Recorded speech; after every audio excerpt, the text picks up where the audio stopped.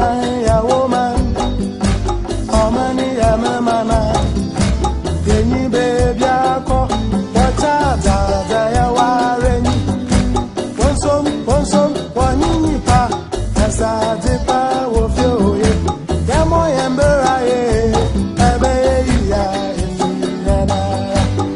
distinguished colleagues and members of the media fraternity. It gives me much joy to be here with us all today and to bring to you the Ministry of Parliamentary Affairs and to inform you about what we do, especially given the fact that at a point in time in the history of this country, after the creation of the ministry had to go into the belly of the whale like Jonah was and suffered resurrection at the turn of Nana Addo Dankwa Akufo-Addo's regime, and we've been on course since then. The Ministry of Parliamentary Affairs exists to assist in the governance of this country, to ensure that the purpose of the Constitution, which provides that the country should give to ourselves a framework of governance that would ensure the rapid, equitable development of this country is guaranteed. Now, the ministry exists to play its part in this governance architecture.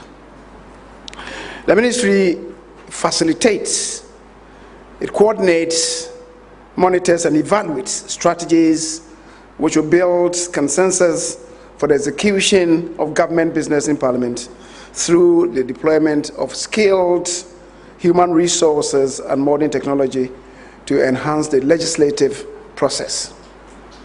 It facilitates the development and implementation of citizen-centered, collaborative interface with other state and non-state actors on matters relating to the executive and the legislature. The ministry, in that regard, monitors, evaluates the implementation of government policies and then feeds it back to Cabinet and to Parliament with the aim of enhancing democratic governance. The ministry undertakes such research as may be necessary to enhance the collaboration between Parliament and executive and civil society groups. It enhances the interface between the executive and the legislature and increases the participation of civil society and public interest groups in the parliamentary process. It improves the relationship between members of Parliament and the MMDCEs. The Constitution, as you do know, provides for the equitable development of all parts of the country, and it relates in particular to equitable development in the districts and within the districts. The key players are the assemblies and the members of Parliament, and it's for that reason why it's important to ensure a healthy working relationship between the members of Parliament and the assemblies, in particular the MMDCEs. Now, the major achievements of the ministry since its recreation, I would want to discuss them under four broad themes. First is the engagement with the ministers, with the members of Parliament and the MMDCEs. And in this regard, we compartmentalize the country into 4 zones: the southern sector, in the 3 zones, I should say: the southern sector, the middle belt, and the northern belt. Then we had dialogue with the core and expanded leadership of Parliament The third thing that we have undertaken is engaging civil society organizations and the media and stakeholders' engagement on monetization of politics in Ghana, and we involve the political parties and other national stakeholders in a broad-based consultation. On engagement with the between the MPs and the MMDCs, which we facilitated throughout the country, we did so under the mandate of deepening political and administrative decentralization through the harmonization of working relationship between members of parliament and metropolitan, municipal, and district chief executives. The ministry, in that regard, has organized leadership, good governance, and conflict management workshops for the MPs and the MMDC throughout the country. As I indicated, we had this in 3 different areas. The ministry organized the first leadership and good governance workshop for MPs and MMDCs from the Southern Belt. At the time, we had not had the creation of additional regions. So we had 9 regions at the time, and we had we broke them down into, we had 10, sorry, I should say. As I said yesterday, it's not attributable to cognitive dissonance. I just arrived, and I shouldn't be out of touch. Well, so we did so for the southern sector, and it involved Greater Accra, Eastern, Volta, and Central regions. And that forum held in Koforidua from the 8th of December to the 10th of December 2017. The guest speaker of this workshop was the Senior Minister, the Honorable Yao Osafo-Maafo. The areas that we covered, the forum covered, included the concept of decentralization and local government, the theory and practice of good governance, and the nature of relationship that ought to exist between MPs and MMDCs. As I said, Article 36 2D of the Constitution provides for an even and balanced development of the country. And at the district level, at the constituency level, the active players are the assemblies and the members of parliament. Decentralization, as you do know, is covered by Chapter 20 of our Constitution, and it provides for a harmonious working relationship between the members of parliament and the assemblies. And for the practice of good governance, that indeed is the pith of our Constitution, which is encapsulated in the preamble of our Constitution, which requires us to ensure a very transparent and accountable governance. And again, the players in this are the members of parliament and, of course, the executive, of which the district assemblies are part of. We had a workshop on leadership and good governance for MPs and the MMDCs in the Middle Belt. The program on leadership and good governance was organized for the MPs and the MMDCEs in Ashanti, Western, and Brong Ahafo regions. The program held in Kumasi from the 3rd to the 5th of June 2018, and the keynote address at the opening ceremony was delivered by the Vice President, His Excellency Dr. Mahamudu Bawumia. The issues that were discussed related to the core tenets of leadership and good governance and the relationship between them, the state of implementation of the decentralization and local government policy thus far, that is since 1993 where we are, related to the challenges and the knots that had arisen which needed to be untied. Then we did an evaluation of the performance of the MPs and the MMDCs under the Fourth Republic with a view to identify performance gaps. We examined the perennial conflicts between the Members of Parliament and the MMDCs, which have tended to undermine the collective efforts at development. We related to real conflict case studies and highlighted the lessons for conflict resolution.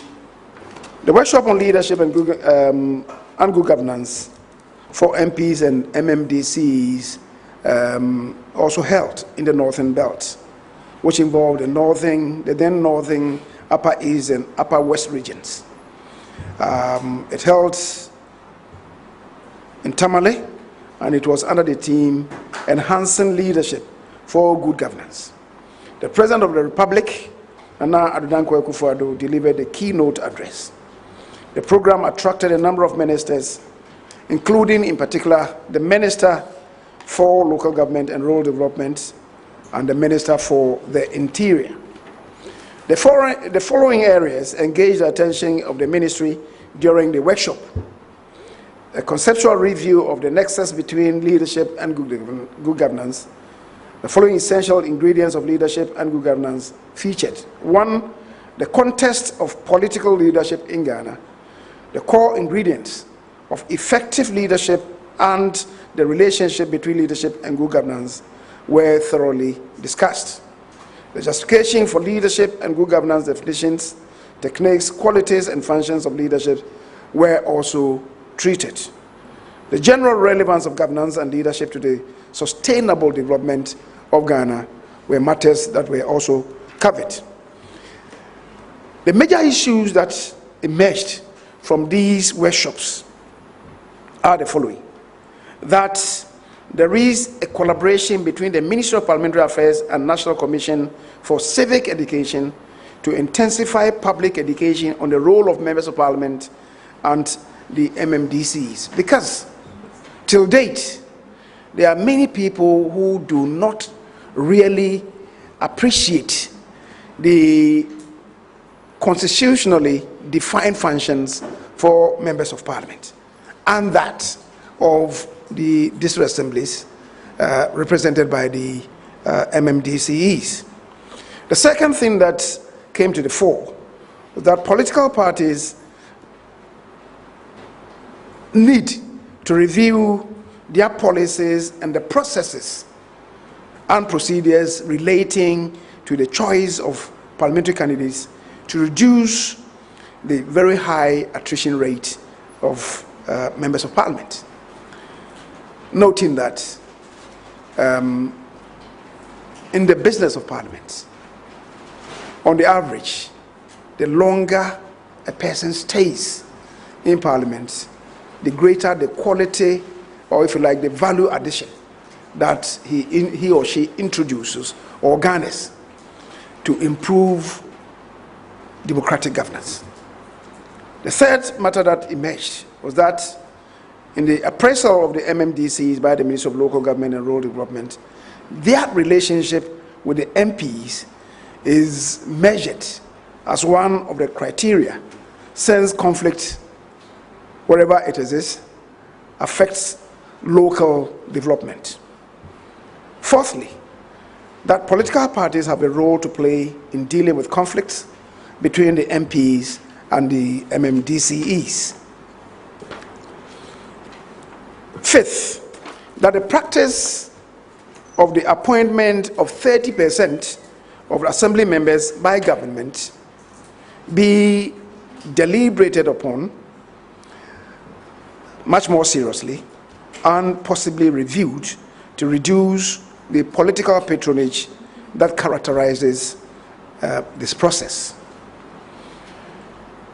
The motive behind the appointment of 30% of membership of the assembly is a laudable one, except that as we have traveled the path of our own democracy, the process has come, we must admit, to be very much abused, in the sense that whereas the Constitution envisaged populating the assemblies with people of expertise to positively affect governance at the local level, increasingly we are appointing whoever we believe is well positioned in a particular political party, and that may not necessarily inure to good governance.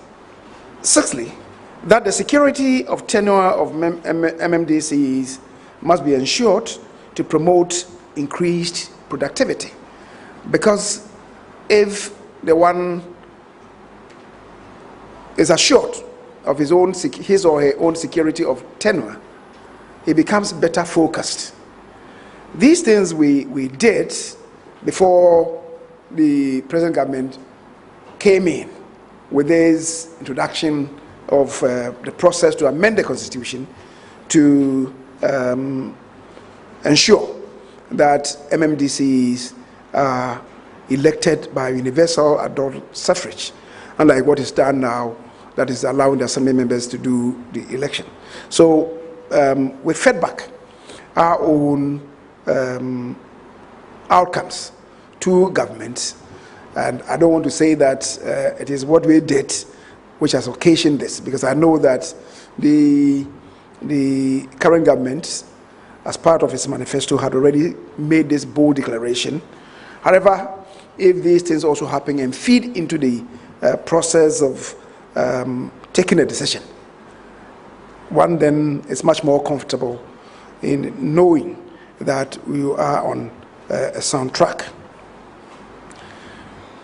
Eighth point, that the necessary constitutional amendment be effected so that local government elections are conducted with the participation of political parties, and MMDC position is made elective by, as I've already said, universal adult suffrage.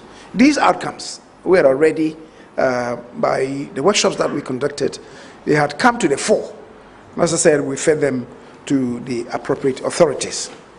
Colleagues, the second matter that we have dealt with is the interaction with core leadership and expanded leadership of Parliament. The ministry has engaged the core leadership and expanded leadership of Parliament on 6 different occasions. For the core leadership, the first interaction gave the ministry the opportunity to communicate its vision, mission, and the mandate to the leadership of Parliament to seek their collaboration. It's important that we did that, because when the ministry went comatose under the previous administration, no thanks again to the negative report from the African Peer Review Group, which posited that the ministry existed to emasculate Parliament, even though they did not really appreciate what we were doing, what Ghana's Parliament, unique as it is, was doing with the creation or the existence of the Ministry of Parliamentary Affairs.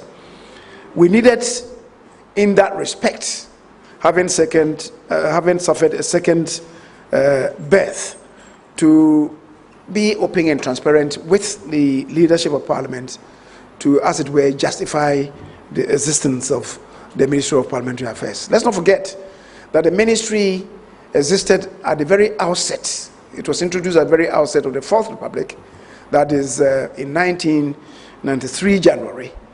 It was created by the government of the day under the leadership of Flight Lieutenant Rawlins. So it existed for 8 years and was continued in existence by President Kufuor's administration. So for 16 years it existed, but under President Mills, the ministry suffered some premature retirement and was brought back by President Kufuor. So the first interaction gave the ministry the opportunity to communicate its vision, as I've already said, mission and a mandate to the leadership of Parliament, and to seek their collaboration. The meeting brought together the entire core leadership of Parliament and the leadership of the Ministry of Parliamentary Affairs. The second seminar deliberated on the issues that affect the credibility of Parliament. The meeting brought together the core leadership of Parliament, the senior minister, representatives of civil society organizations, and members of the advisory board and management of the Ministry of Parliamentary Affairs. The theme was institutional credibility and democratic consolidation in Ghana, Parliament in Focus. The objectives that guided the program included: 1, the examination of the relationship between the credibility of Parliament and democratic consolidation in Ghana. Because we should all recognize that Parliament is the bulwark of democracy anywhere at all.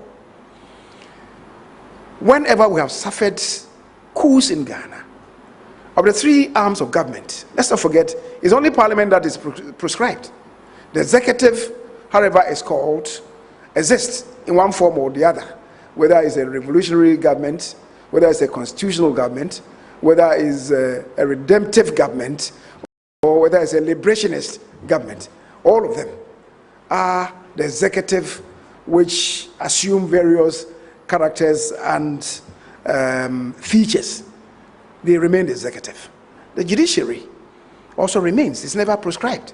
Even when we have some additions, like tribunals, they are still part of the judiciary establishment.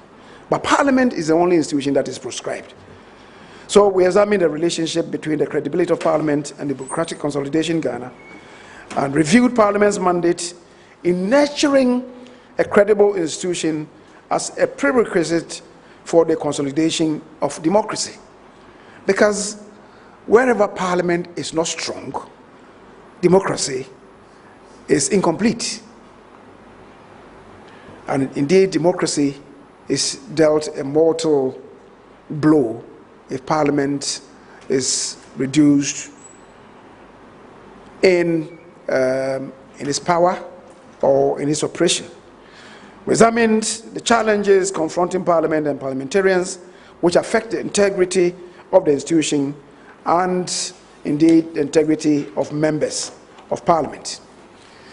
The third core leadership engagement, the theme was an overview of the second session of the 7th Parliament of the 4th Republic, and it brought together the leadership of Parliament, members of the advisory board of the ministry, and representatives of civil society organizations. The focus of this engagement was the scrutiny of the 2018 session and strengths and weaknesses of Parliament. The meeting underscored the continued relevance of Parliament in a democracy, and from that meeting we had about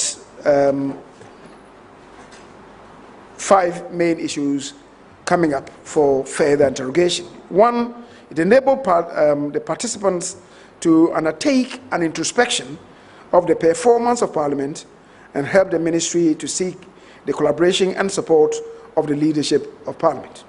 It provided a platform for an assessment of the level of responsiveness of Parliament to the needs of the country. Thematic areas that guided the discussions included the nature of the relationship between the executive and the legislature, the overall performance of the legislature, the capacity of the committee system in Parliament, because as you do know, it is said that any parliament anywhere is as strong as its committee systems make it. How is the performance of the committees in Parliament? How do we judge them? How strong are they? And how do they reinforce the capacity and the competence of our own Parliament? The performance of both the majority and minority caucuses in Parliament, are they living up to their responsibility? And indeed, the performance of our speakers, how neutral have they been? How allergic have they been to the concerns of their own parties? Which ultimately affects the performance of Parliament and indeed the quality of debate in the House. If you have a speaker who is overly allergic to his own partisan concerns, certainly it serves to emasculate debate in the House.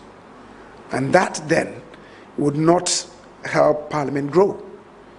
It renders Parliament as a timorous establishment, a rubber stamp kind of institution which only serves the purpose of the ruling administration. So the performance, the demonstrable competence and neutrality of the Speaker also matters in assessing Parliament.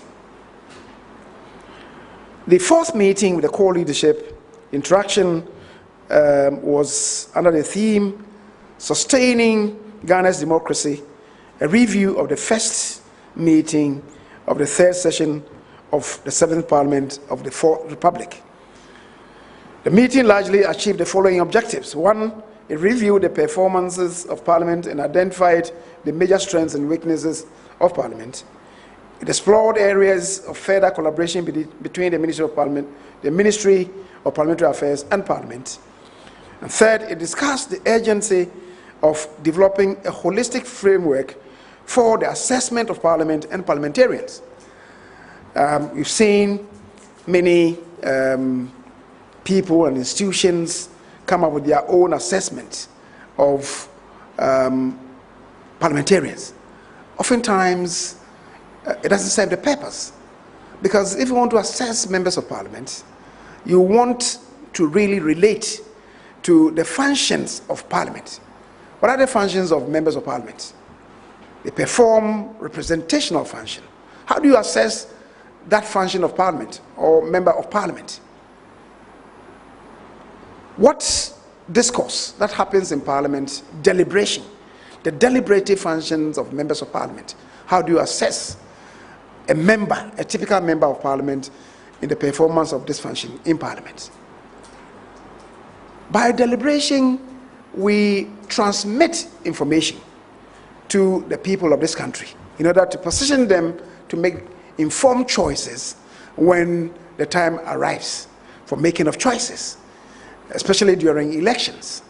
So the discourse, deliberations in Parliament should be well researched and should be predicated on information that could be sacrosanct. How do members of Parliament attain this degree of perfection? How are they able to attain that? And how do you measure the performance of a member of Parliament in this? Arguably, the institution of Parliament has the function of oversight of the executive. Not only of the executive, other constitutional bodies like the judiciary, like SHRAG, Media Commission, Electoral Commission, and so on, and so the many, many faults. How do you assess a member of Parliament? You do know, for instance, that when it comes to the business of legislation, crafting laws for this country, any of you who's been in Parliament would realize that on those occasions, there are very few members of Parliament in the House. And yet, arguably, is the greatest function of Parliament and of parliamentarians. How many parliamentarians do you see there?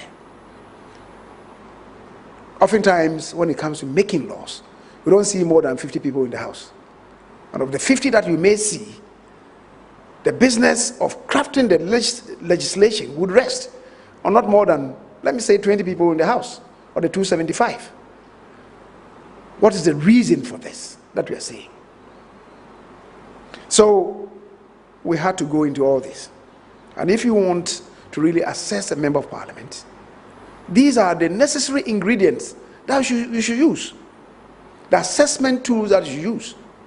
And yet we have one coming out to say that, well, I'm measuring the performance of Parliament by the attendance of members of Parliament. That's sole criterion. Certainly, it's good though, because you are voted as a member of Parliament to be in Parliament, to participate in the business of Parliament. But you cannot say that that should be the only yardstick if you want to assess the performance of a member of Parliament. Parliament and parliamentarians exercise what is called the power of purse function, that is financial control over the executive, which really is done best at the time of delivering budget. You have to analyze the budget to see whether or not allocations are made to be congruent with government's own policies and programs and projects, which would ensure a balanced and equitable development of this country. How do we interrogate the issues? How do members of parliament interrogate these issues? When you have allocated resources, you need to follow up to see whether the allocations have been applied as the government sought to do at the time of the presentation of the budget. That is oversight. In assessing members of parliament, all these should be part of the assessment tools. And yet, it's not like that at all. A credible institution as the University of Ghana, for instance, the last one that they did, it was, predicated on perception of people, of the performance of members of parliament. Almost invariably, they dwell so much about whether or not a member of parliament has facilitated development projects in his constituency. And certainly, that cannot be the best. So it means that even a credible institution as the University of Ghana is, they even got it wrong at the very outset. So how do we collaborate with the institution of parliament to get this properly sorted out? Recommendations were proffered, and these recommendations have been fed to the appropriate institution, parliament in the first place, and also the institutions that we want to partner parliament in assessing parliament. Because if we get it wrong, like in my view, the university got it wrong, it goes to undermine the credibility of parliament as an institution. And indeed, it downwarps the experiment that we are pursuing, that is democratic governance. It dilutes from that and makes it appear as if it is not important what the members of parliament are required to do. The workshop with the expanded leadership of parliament also engaged the expanded leadership on two separate occasions. I've already related to what we did with the core leadership, and now we have had to with the expanded leadership. The first of the meetings brought together the first and second deputy speakers, the majority and minority leadership, the chairpersons, ranking members, and the deputies of all the select and some standing committees of parliament. The chief of staff delivered the keynote address at that forum. That's the first one that we did. And the major objectives that we interrogated or set for ourselves was that there was a need to enhance the interface between the executive and the legislature. The executive is elected on the platform that they offer the electorate, that is encapsulated in their manifestos, and then what expression that the directive principles of state policy give us, the overall architecture of national development, and what if we really had a functioning National Development Planning Commission, what reports that it would have given us. The president is also required under the directive principles of state policy to come out with his own coordinated social and economic development policy for this country. So you are measuring government's performance against all these. And don't forget, even the budget that a government will come to read in parliament via the Minister for Finance also contains the economic policy of government. So you want to measure a government on these bases, that is the constitutional imperatives, what government itself has come out, their own report, economic and social development policy, the budget, the framework that the budget offers, and the manifesto of the government itself. So government is elected to ensure that its own development programs are followed through. But in doing that, they need Parliament. And we require that collaboration. We don't come to Parliament and ride roughshod over Parliament. And that is why we need this, occasionally we need this dialogue with the leadership of Parliament in order to be able to sell your ideas to. And if the opposition parties have any critique of your own programs or policies, it will feed back to government so that government improves its own roadmap to developing the country. So the major objectives was the need to enhance the interface between the executive and the legislature, the need to strike a synergy between two of the most critical institutions of governance, that is Parliament and Executive, for the development of the country. And the program sought to strengthen the relationship between the Ministry of Parliamentary Affairs and Parliament, and also afforded the members of Parliament the opportunity to re-examine the tools needed to strengthen the oversight functions of Parliament. The second expanded leadership seminar came under the theme interrogating the performance of Ghana's Parliament under the Fourth Republic. And that forum discussed the performance of Parliament since the inception of the Fourth Republic. The thematic areas that were covered included: one, the identification of the major strengths and weaknesses of the committee systems in Parliament, the research capacity and other resources available to the committees of Parliament, the attrition rate and its effect on the performance of Parliament, and Parliament and the sustainability of democratic governance in Ghana, major constraints of Parliament in the performance of their constitutionally mandated functions, and the recommendations to improve upon the performance of Parliament and indeed of parliamentarians. Then we also engaged civil society organizations and the media.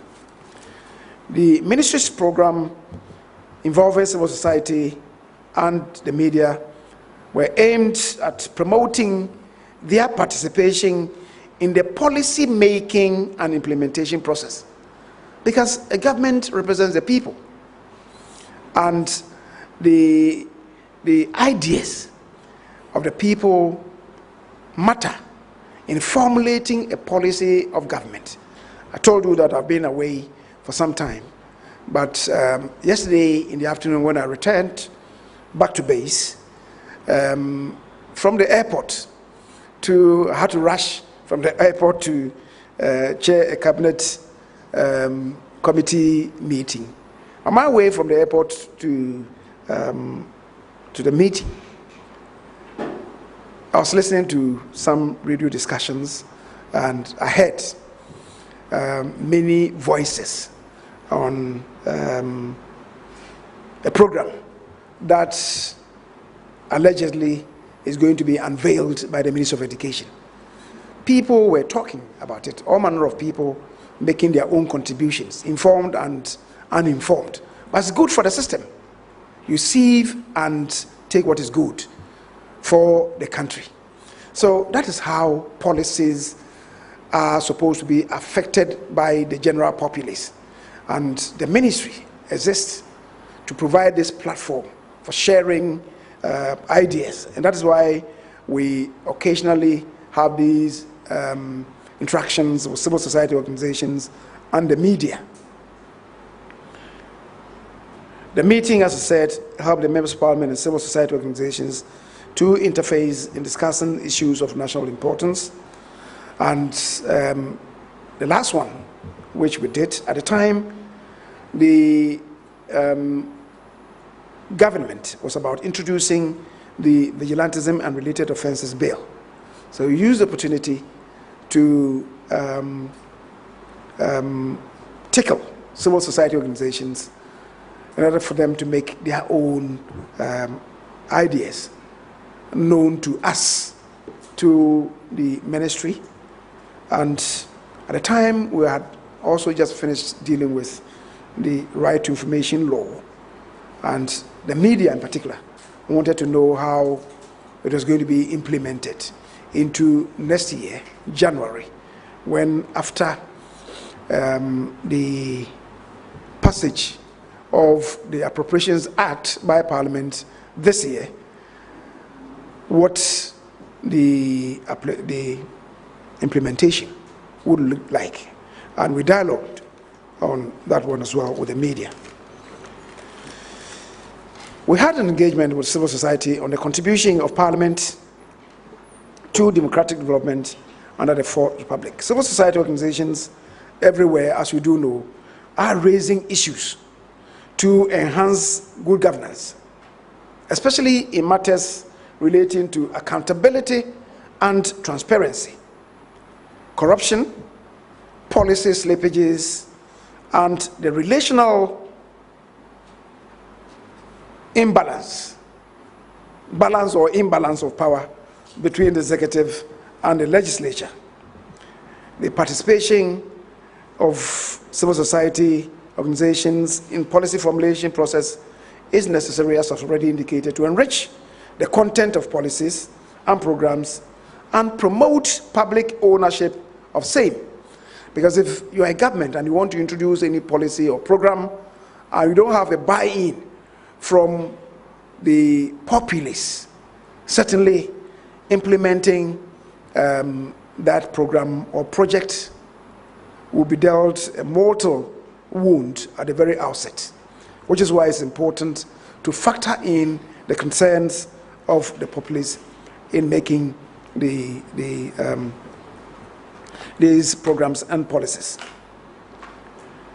Then we had the dialogue with civil society under the theme, interrogating Parliament's contribution to the consolidation of Ghana's democracy thus far, the perspectives of civil society organization. Participants critically examined the performance of Parliament since 1993 and offered suggestions on what could be done normatively to reposition Parliament to deliver on its core mandate. Sub-themes treated included the institutional framework of Parliament and its effect on the performance of its functions, the nature, strengths, and weaknesses of the committee system, and the Speaker as an independent umpire. The Ministry discussed the implementation of the Right to Information law, discussions with civil society organizations with special interests in the law were candid and frank.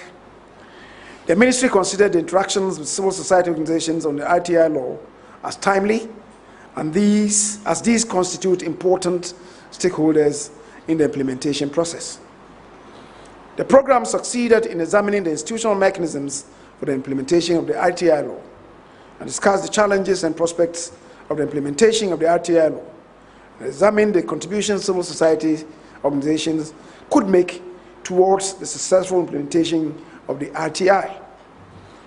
It offered recommendations to support the establishment of the RTI Commission and the need to build an RTI law coalition, all to ensure the proper implementation of this law, which is supposed to be the icing on the cake in our march towards expanding space of democratic governance, and also in particular to help us in the battle against corruption.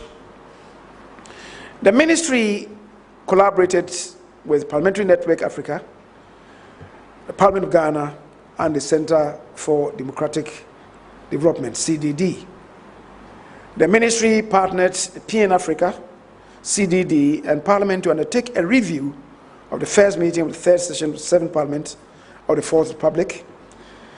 The dissemination of the findings were done on the 27th of June 2019 at the Justice D.F. Annan Auditorium in Parliament. The program was under the theme, Preventing High Attrition Rate in Parliament, the Need for Stakeholder Engagement. Parliament is as strong as its members make it. The current attrition rate of about 56%, the current Parliament has about 56% of membership who are first-timers. That certainly is too high. And indeed, if we must be candid with ourselves, very dangerous for the development of Parliament as an institution. Because if you have building the capacity of members of Parliament is not a 1-year matter. It's not a 2-year matter. It's not even a 1-term or 2-term matter.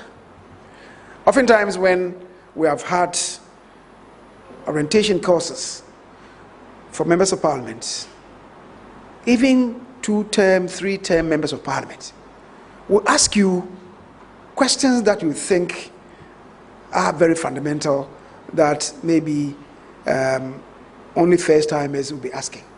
But third-term members of Parliament will be asking those questions. What it should suggest to you that the building the capacity of members of Parliament is not a one-stop affair. It is continuous, it is continual. And to the extent that we recognize the continuity of the process, you need to keep them there, to let them know and learn the rules of engagement, the rules of the functionality of Parliament and members of Parliament, so that we upscale our democratic governance. So these are matters that we're related to. And the meeting brought together the leadership of Parliament, civil society organizations, and other democracy-enhancing institutions, including in particular the NCCE, in whom we have found a worthy partner. We engaged the media, as I've already told you, and recognizably, a pluralistic media offers valuable channels for participation in the formulation and implementation of public policies and programs. The media's engagement sheds light on critical areas of national importance. It also provides citizens with the requisite opportunities to influence their own situations and change their circumstances for the better. And that's why, in due time, the engagement with the media is very, very relevant. The ministry had a media soiree to explain its mandate at the very outset and establish a working relationship with the media.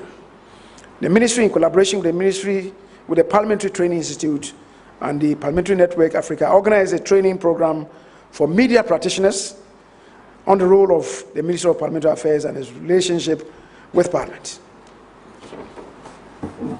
A second interaction with the media was an opportunity to interrogate the workings of Parliament since 1993.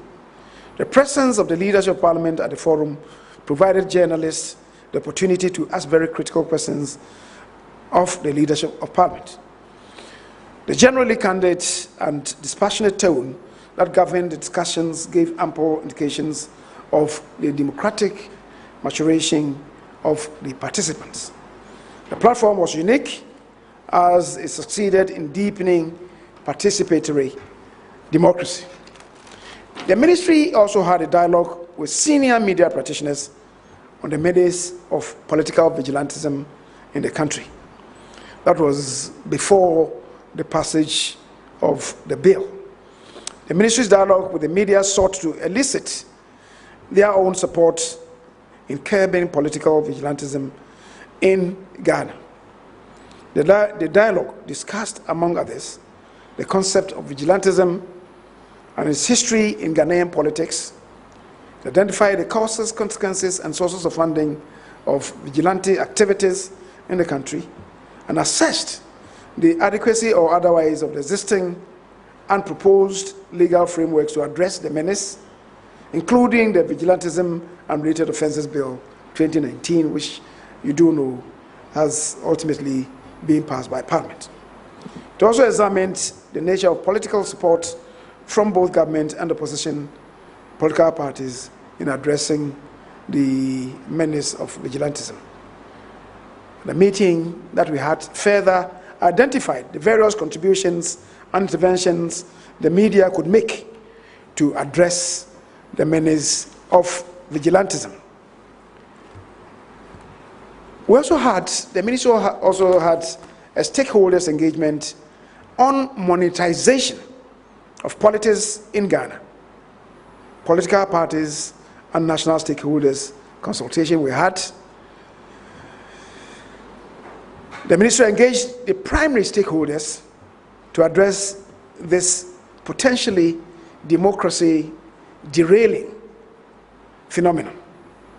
The program was organized on Thursday, the 30th of May 2019, with 4 political parties who have consistently performed creditably in presidential and parliamentary elections since the inception of the Fourth Republic.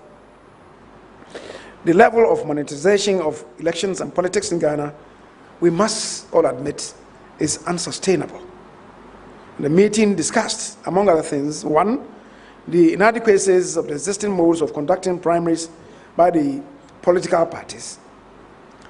Because let's face it, there's nowhere in the established democracies where, at the end of a tenure of one parliament, the process of choosing parliamentary candidates is reduced to an all-comers game, which people from within the country and from without the country descend on constituencies and say to the electorate, we are ready to remove the incumbent member of parliament and introduce ourselves.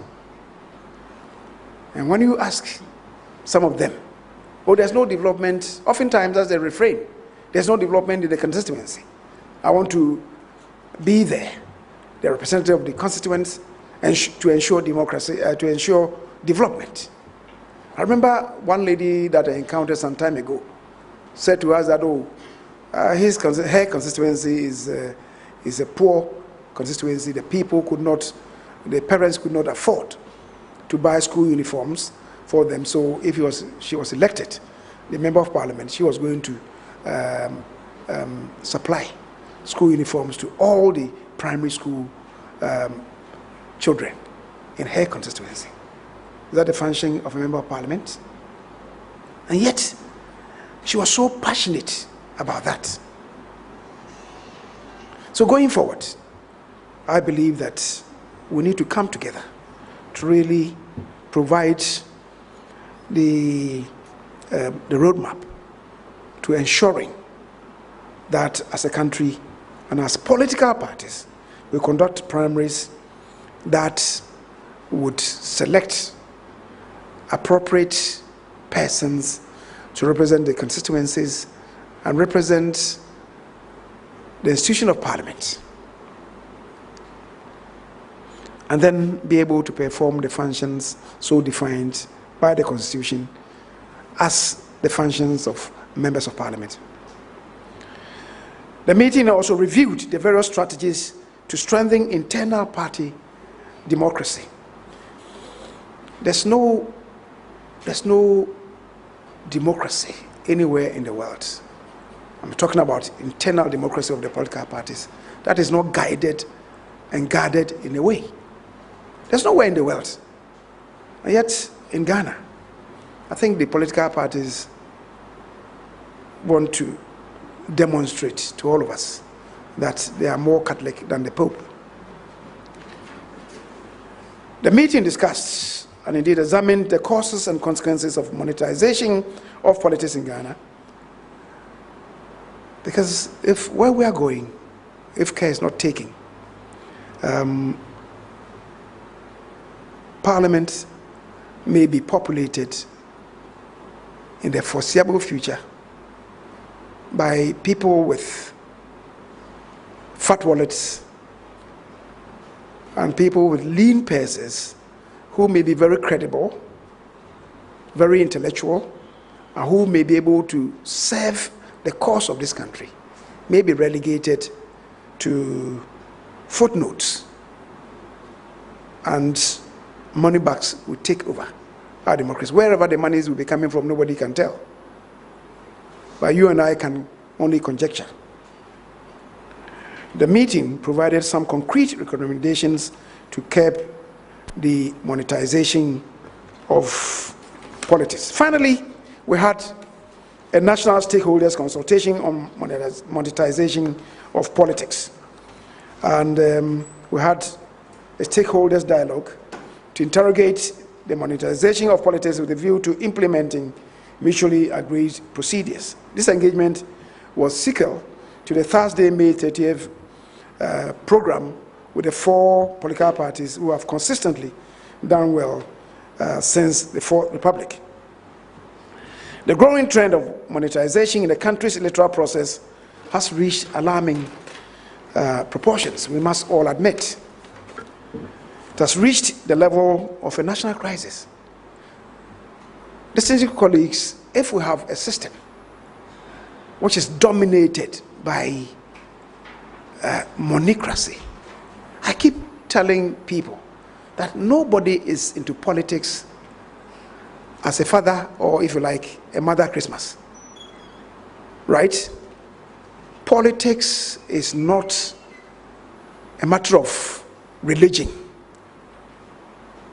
or faith, where congregation, when the pastor calls for the donation of or for collection, we say to them that politics is not like that. The politician sows today, he wants to reap tomorrow.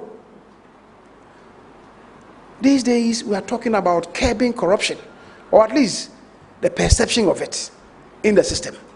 How do we deal with it when we know that the process of electing politicians, members of parliament, to represent us is so much predicated on money tricks, and yet we pretend that nothing is happening?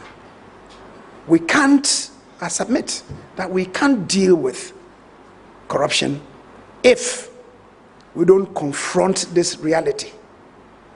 Because, to restate, nobody is into politics who is a Father Christmas.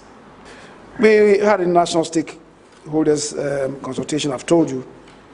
The engagement was guided by the following objectives: to discuss the inadequacies of the existing modes of conducting primaries by the political parties and develop a strategy to strengthen internal party democracy, and examine the causes and consequences of monetization in parliament, in politics in Ghana, and provide concrete recommendations to curb the monetization of politics.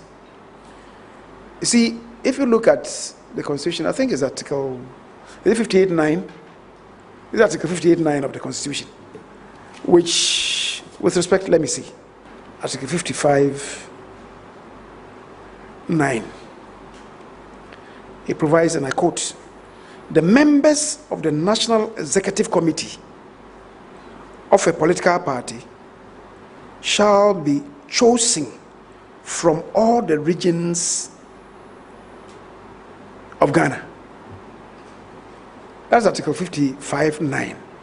So, in choosing the national executive of political parties, we are required to conform to Article 55.9 of the Constitution to ensure that the national executive of every political party has representatives from all the regions of this country.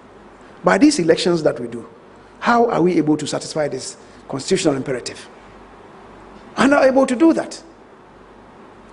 And in any event, the construct of this provision, which is very instructive, the word, the operative word, is not elected.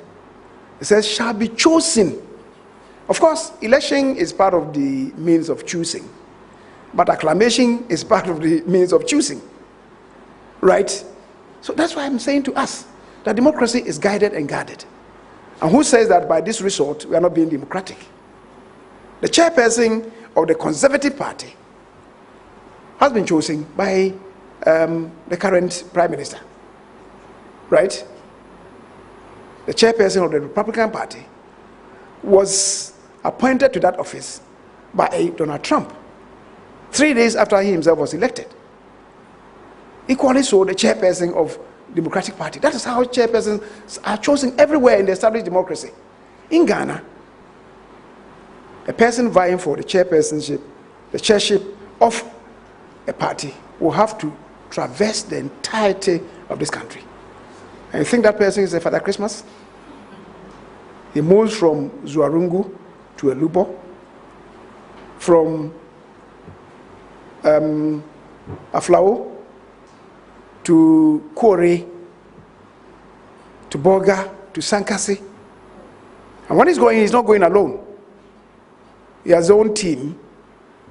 He has about 3-4 vehicles. They go stay in hotels to sell his candidacy to the party faithfuls.